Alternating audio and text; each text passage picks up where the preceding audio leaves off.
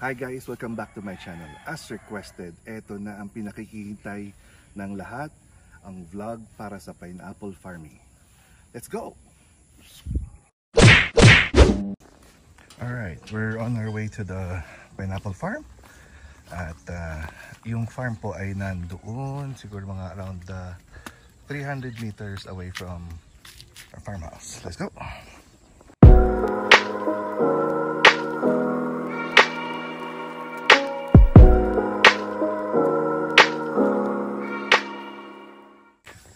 Yan, siyasamahan tayo ni Kuya Edgar. Expert natin sa pinya. Partner ko rin yan. Yan.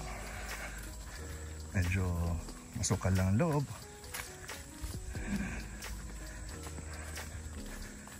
Yan. All the way there. We have to be careful kasi kakatapos lang ng bagyong Rolly.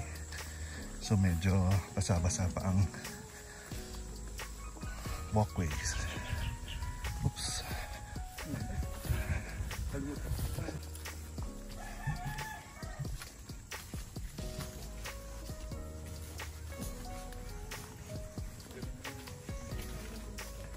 Pure walkway.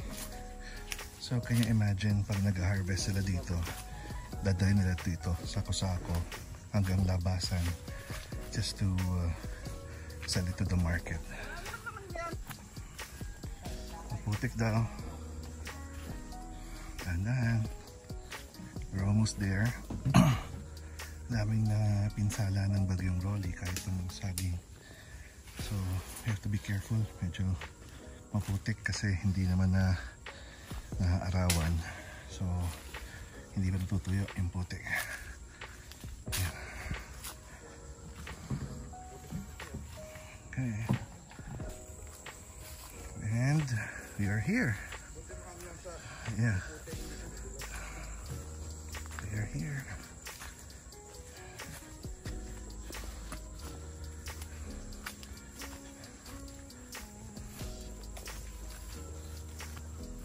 We are here. Ta-da! Yan. That's 1 hectare of pineapple farm. Ba, bilis naman niya. We have to catch up. Okay.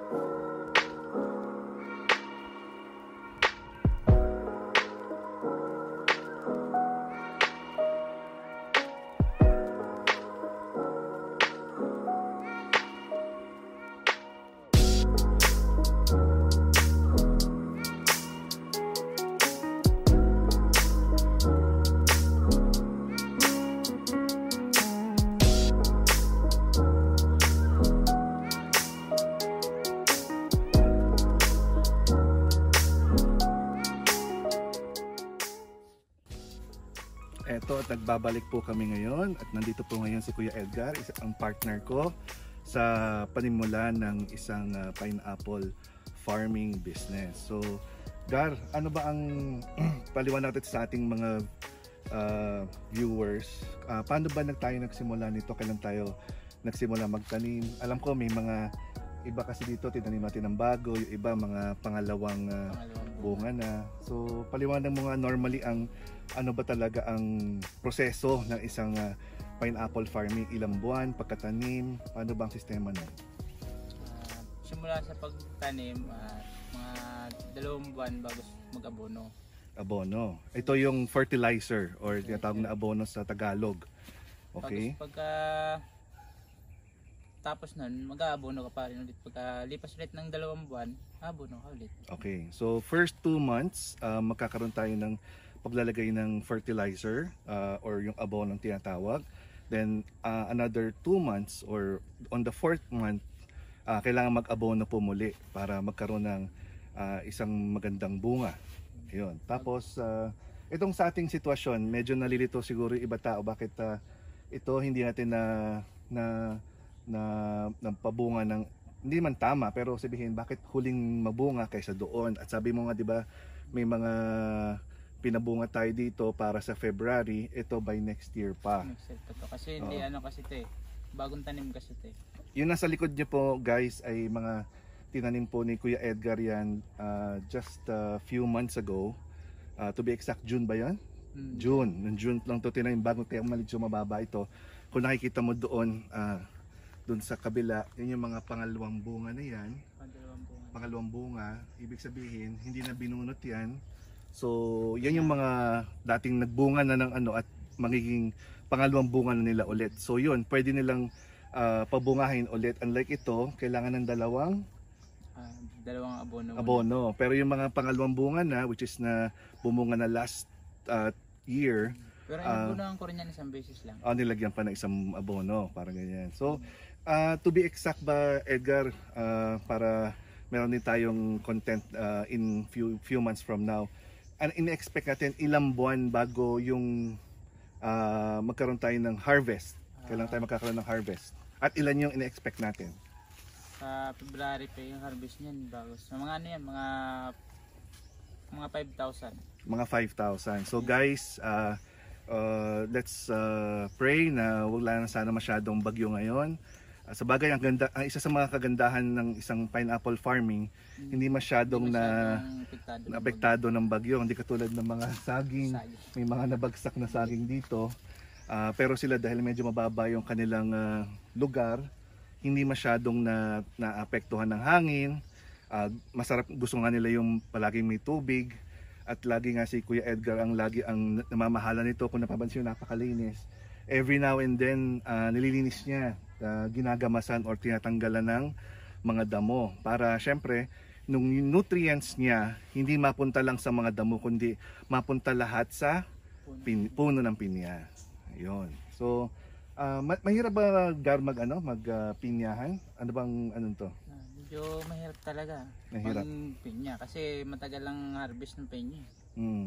Yun nga guys, so nabanggit nga niya, paliwanag ko lang yung sinabi niya kasi kung gusto niyo ng madali ang kita, syempre hindi naman ito yung para sa inyo. Pero ito kasi medyo kailangan mo ng tiyaga, pasensya kasi kailangan maghintay ka ng tamang harvest. Pero pag nag-harvest naman po kayo, ay napakaganda naman po ng resulta kung wala naman pong hindi ho sablay kasi nga po kaya nga expert nga po si Kuya Edgar sa ilang taon na po niyang pagpipinya. Alam na po niya kung kailan niya pabubungahin, kailan po niya matatama yung para sa magandang presyo. Gaya ng nabanggit ko kanina, medyo malayo tayo sa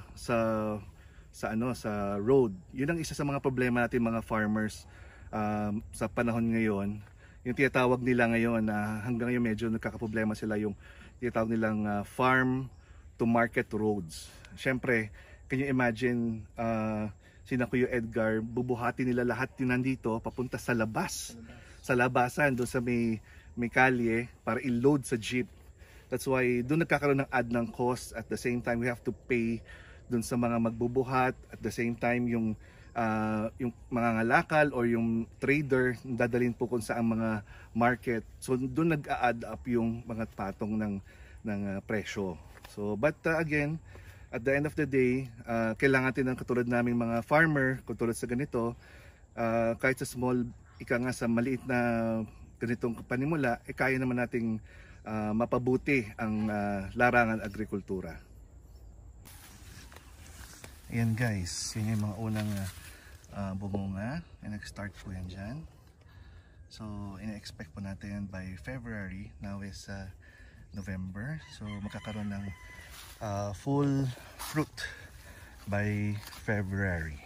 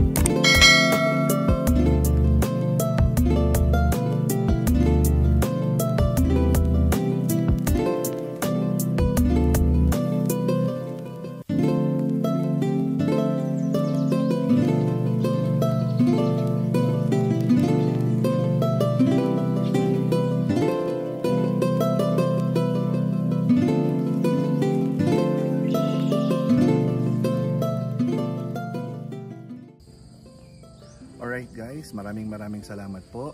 Sa mga nagtatanong, ito po ay nasa Mendez, Cavite. Tabi lamang po ng Tagaytay City. That's why napakaganda po na magtanim ng mga pineapples kasi siguro sa klima po nila, hindi lang po naman po sa Mendez nagtatanim po. May mga nagtatanim din daw po dyan sa somewhere in Alfonso and somewhere in Tagaytay. Nagkataon lang po na ito po yung available na lupa na pag-investan namin. So again, leave the comments below kung may mga katanungan kayo na kaya kong sagutin. Sana may natutunan po kayo ngayong araw na ito. Don't forget to like, share and subscribe Alanis Adventures. And of course, kung may mga gusto pa kayong i-feature dito sa mga farm, like for example other farms like saging, kung ano man, I try my best na makapag-share sa inyo dito lamang po sa Mendez, Cavite. Maraming salamat!